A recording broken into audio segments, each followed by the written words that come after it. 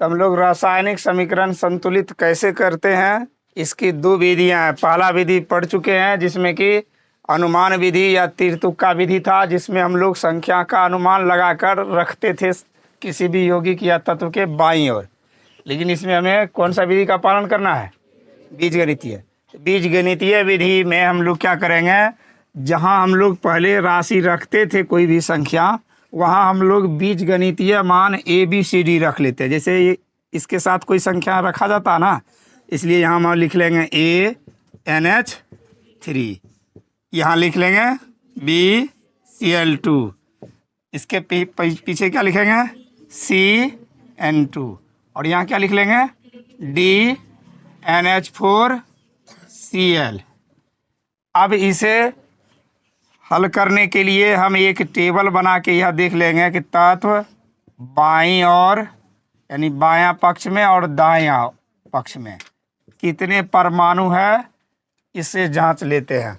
Nitrogen है पहले, फिर उसके बाद हाइड्रोजन है, और उसके बाद कौन सा तत्व है? क्लोरीन है।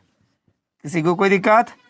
नाइट्रोजन की परमाणु संख्या 1 है, यहाँ 1 को A से गुना करेंगे, 1 है बराबर दाईं पक्ष में क्या है, यानी दायां और देख लेते हैं।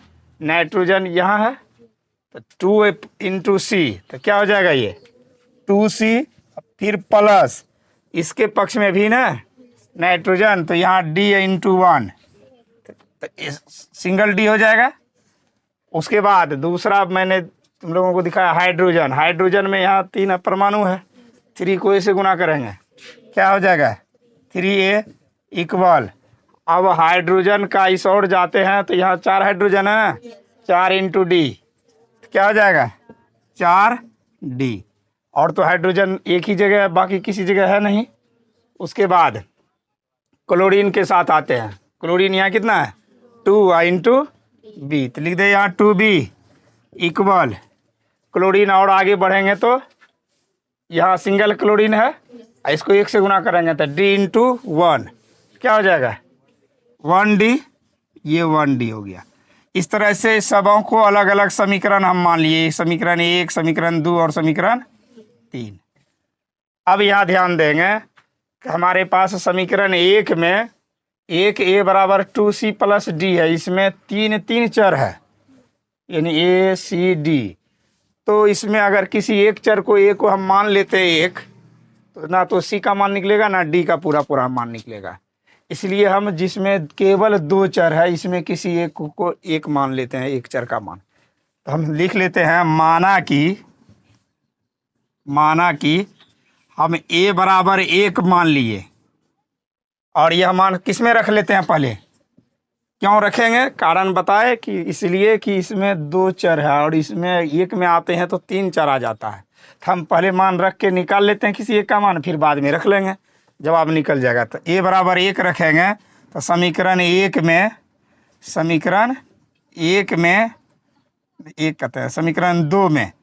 समीकरण 2 में A बराबर 1 रखने पर, अब समीकरण 2 लिख लेते हैं। क्या समीकरण 2, 3A बराबर 4D, तो यहाँ लिख लेते हैं 3 × A के बदले में 1 है बराबर 4D। इसीलिए यानी 3 बराबर 4D, अगर D का मान निकालेंगे तो 4 बटे में आएगा ना, तो 3 के बटे में क्या आ गया 4, D का मान हमारा निकल गया। अब A का भी मान निकल गया, A का मान 1 तो माने ही थे और D का मान निकल गया। अब A और D दो राशि का मान हमें पता है, A और D का मान पता है, तो हम समीकरण 3 में रखेंगे तो B का भी मान निकल जाएगा। समीकरण लिखेंगे पुनः समीकरण 3 से, या समीकरण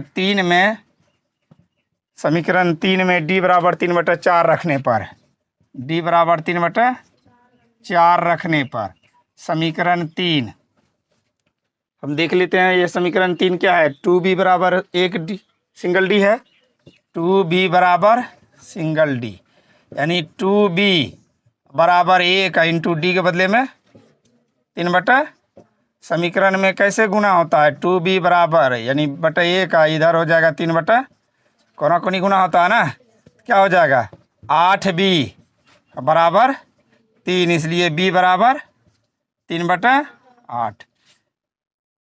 ए का मान हमें पता हो गया, बी का मान पता हो गया, डी का मान पता हो गया, केवल बचा क्या है सी का मान ना। तो सी का मान किस समीकरण से मैं रख रहा है रिलेशन 1 से। अब समीकरण 1 में लिख देते हैं, समीकरण 1 में डी एवं ए का दोनों का मान एक साथ रख लेंगे समीकरण 1 में। अब यहाँ लिखेंगे,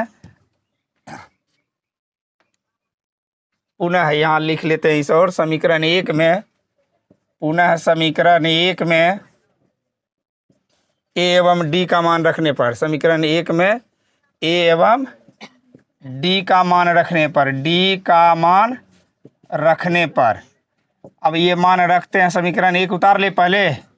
समीकरण 1 क्या है 1a plus 1a equal 1a equal 2ca plus 1d, ये ना 1 a का मान हम लोग रखना है ना, मान तो रखना पड़ेगा। मान a का क्या है 1, फिर 2, c का मान तो जानकारी नहीं हुआ है, d का मान जानकारी है। d का मान कितना जानकारी है 3/4, 3/4। अब हम लोग क्या करते हैं, ध्यान दो, ये 1 है ना, ये 1 को 3/4 से गुना करेंगे 3/4 होगा, ये 3/4 1 की ओर आ गया तो घट जाएगा ना, बराबर क्या होगा केवल 2c। इसको घटा लेते हैं, 1 4 कैल्शियम 4, 1 को 4 बार मिला 4 घटा 3 बराबर 2c बटे कुछ नहीं तो 1, 4 में 3 घट गया, क्या बचा 1/4 बराबर 2c बटे 1। कोना कोनी गुना कर लो तो क्या हो जाता है 2 × 4 8c बराबर 1, इसलिए c बराबर 1/8। अब देखो हमारे पास सभी राशि का जो मान निकल गया। अब a अनुपात b अनुपात c अनुपात d लिख लेते हैं, a अनुपात b अनुपात c अनुपात d। अब लिख लेते हैं a का अनुपात क्या आया है पहले से जो माने थे 1, b का अनुपात क्या आया है, b का अनुपात 3/8, 3/8। c का अनुपात, c किधर, c यही है ना 1/8। d का अनुपात 3/4। अब ये भिन्न डिफरेंट है, हम क्या करेंगे इसको एलसीएम निकाल लेते हैं सबका, ताकि आपस में अनुपात बराबर हो जाए। 8 हो गया, 1 ये 4 8 कैल्शियम, 1 को कितना बार में मिला 8 बार में, तो यहाँ 8 हो जाएगा। फिर 8 से 1 बार में पढ़ेगा तो 8 का 8 तो 3 का 3, फिर 8 से 1 बार में तो 1 का 4 से 2 बार में तो 3 दूना 6। तो कहने का मतलब हो गया ए बी सी डी का अनुपात अब क्या हो गया। अब हम यहाँ लिख लेते हैं, इसी जगह का अभाव है। अब ए अनुपात बी अनुपात सी अनुपात डी क्या क्या निकला हमारा 8 अनुपात 3 अनुपात 1 अनुपात 6। ए के जगह पर 8 रखना है। अब समीकरण में हम रख लेते हैं, समीकरण में क्या लिखेंगे 8। अतः समीकरण के लिए ए का स्थान पर 8 NH3 प्लस बी के स्थान पर Cl2, बी का वैल्यू 3 Cl2 तीर चिन्ह, सी के स्थान पर 1 यही है ना 1, तो केवल 1 लिखने की जरूरत नहीं है, N2 रह गया। फिर प्लस डी के स्थान पर कि कितना आया है 6, तो हम लिखेंगे 6NH4 6NH4Cl 6NH4Cl 6NH4Cl। अब यह जांच लेते हैं कि वास्तव में समीकरण हमारा संतुलित हुआ या नहीं हुआ। चलो देखते हैं। नाइट्रोजन, नाइट्रोजन 8 का 8 ही शोर है। आगे की ओर देखते हैं, यहाँ हो गया 2 नाइट्रोजन प्लस 6 का 6 यहाँ है, तो 6 2 नाइट्रोजन का संतुलन ठीक है। आगे बढ़ते हैं। हाइड्रोजन, हाइड्रोजन यहाँ 8 तिया 24 8 तिया, आगे हाइड्रोजन यहाँ H के पास 4 परमाणु है, इधर 6 × से हो जाएगा 6 6 चौके। हाइड्रोजन का भी संतुलन ठीक है। उसके बाद क्लोरीन का देखते हैं, तो क्लोरीन 3 इंटू 2, 3 दूना 6। आगे देखते हैं तो 6 यहाँ है, क्लोरीन के पास कुछ नहीं है तो एक परमाणु यहाँ छिपा हुआ, तो 6 का सब आपस में बराबर है। यही हो गया हमारा बीज गणितीय विधि द्वारा समीकरण का संतुलन। किसी को कोई दिक्कत?